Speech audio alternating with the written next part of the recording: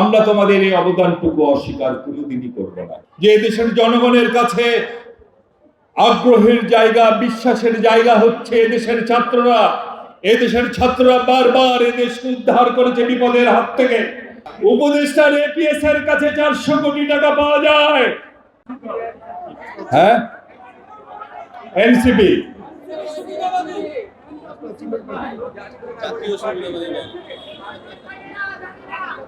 আপনি কি নাম বললেন? এনসিপি মানে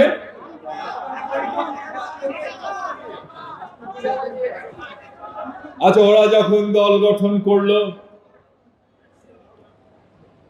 আমি বলেছিলাম একটি মিটিং এ, আমরা অভিনন্দন জানাই, ছাত্ররা তোমাদের শখ হয়েছে রাজনীতি করার, ভালো কথা, রাজনীতি করো।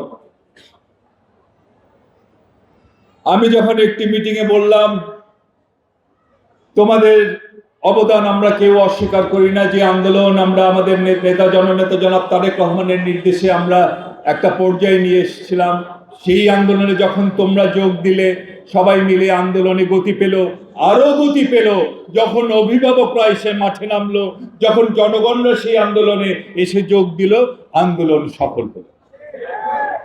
আমরা তোমাদের এই অবদানটুকু অস্বীকার কোনোদিনই করব না। সব মশার বিরুদ্ধে সুরক্ষা দিতে এলো বসুন্ধরা এক্সট্রিম অ্যারোসল, মশার বিরুদ্ধে এক্সট্রিম সুরক্ষা। কিন্তু আমি বলেছি, আমিও তো ছাত্র রাজনীতি করেছি, আমি একজন ছাত্র নেতা, বড় ভাই হিসেবে আমি মনে করি যে তোমাদের সরকারে যোগদান করাটা ঠিক হয়নি। যেদিন এই কথাটি বললাম, পরের দিন দেখলাম ফেসবুকে আমার নামে তারা আবল তাবল বলা শুরু করলো। আমি তো তোমাদের ভালোর জন্যই বলেছিলাম যে দেশের জনগণের কাছে আগ্রহের জায়গা, বিশ্বাসের জায়গা হচ্ছে এদেশের ছাত্ররা।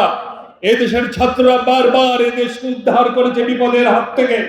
সেই ছাত্ররা কখনোই ক্ষমতালোভী ছিল না, সেই ছাত্ররা কখনোই ক্ষমতার জন্য লালায়িত ছিল না। সেই তোমরা যখন একটি সফল আন্দোলনের পর ক্ষমতায় যখন তোমরা গেলা, যখন সরকারে যোগ দিলা, তখন তো তোমাদের সেই যে অবস্থান, নির্লোভ ছাত্ররা সেই জায়গায় তো শিখে আঘাত করলো। আমি কি ভুল বলেছি? আমি কি ভুল বলেছি? ভাইরা আমার, এখন যখন দেখি উপদেষ্টার এপিএস এর কাছ থেকে 500 কোটি টাকা পাওয়া যায়, উপদেষ্টার এপিএস এর কাছে 400 কোটি টাকা পাওয়া যায়, তখন জনগণের মধ্যে ভাই প্রশ্ন আসে না, এপিএস কি উপদেষ্টার অনুমতি ছাড়া 400 টাকা কামাইছে? হ্যাঁ, তাহলে কি সাধারণ মানুষের মধ্যে প্রশ্ন জাগবে না, এপিএস যদি 400 কোটি টাকার মালিক হয়, তাহলে উপদেষ্টা কত টাকার মালিক? এই কথাই আমি বলেছিলাম।